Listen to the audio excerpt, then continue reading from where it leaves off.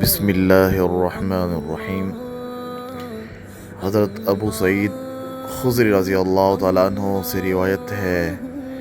کہ جناب رسول اللہ صلی اللہ علیہ وسلم نے فرمایا، جس نے جمعہ کی رات سورۃ کہف پڑھی،